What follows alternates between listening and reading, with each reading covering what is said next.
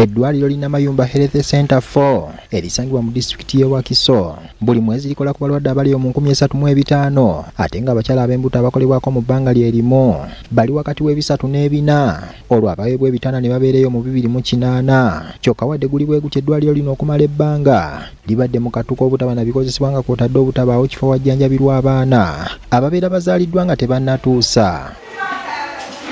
Wabula nga bwe bagamba nti ezinunula omunaku luga baazitunga kiro. Olwaleero bannalutalo okuva mu Matabi okuli Mmengo, Lungujja, Nateete, Nsangi n'abalala nga bakulembeddwa mmeeya wa Namayumba Town Council Saziri Sebuufu badduukiridde eddwaliro lino n'ebikozesebwa mu kuzaala n'okulabirira amabujja agazaalibwa mu ddwaliro lino. Akulira eddwaliro lino Dr. Abubeka Mukiibi ayogedde kusomoozebwa okw'amaanyi kwe babadde nakwo naddala ebizimbe ebikaddiye. Nabwe kityo wodi zatufundako nga munaku ezimu tuba n'abakyala ku ttaka kati nga mukyo twetaaga extension ya wodi yafunda ebitagambika ddala y'abakyala abazadde obulungi n'abalongoseddwa kye kimu. Mmeeya Saziri Sebuufu wa Namayumba Town Council ayogedde ku kizibu ky'obutaba na ambulensi n'eggwanika bwe bayinza okukuumira babeera bafudde.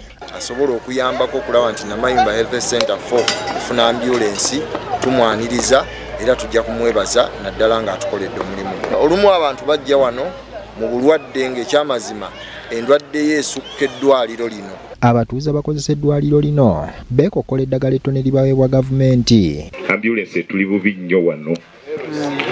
So n'olw'ensonga tujja kugezaako n'okulaba mmeeya oba n'omubaka tulabe ekyekiyinza okusoboka. Twetaaga kwongera ku ddagala.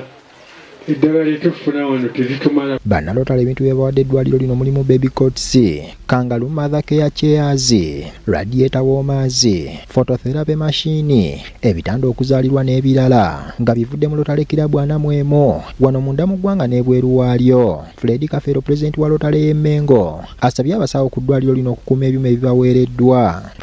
N'olwekyo ebyuma ebyo byonna byamazeewo mu $5,000 ya dola malwaliro ago gonna. Dorothy Ngalombi Chata pulezidenti wa Rotary Club of Lungujja agamba nti obuyambi bw'ekika kino baakubutuusa amalwaliro 31 n'okutendekayo abasawo 27 okwetooloola eggwanga ng'ekigendererwa kwe kulongoosa ebyobulamu naddala mu baana abazaalibwa ne bannakazadde b'eggwanga. Okulaba ng'omutindo gw'abamaama abazaala n'abaana abazaalibwa gweyongera mu maaso tuleme kufiirwa abamaama n'abaana okuzaala. Okudduukirira amalwaliro agali mu mbeera embi kiyambako abantu abawangalira mu bitundu mwe gali okufuna obujjanjabi obusaanidde olwo ne balema okudaagana ng'olwa Tampoobe. Ronald Kitanda, BBS Terefayina, Gambuuze.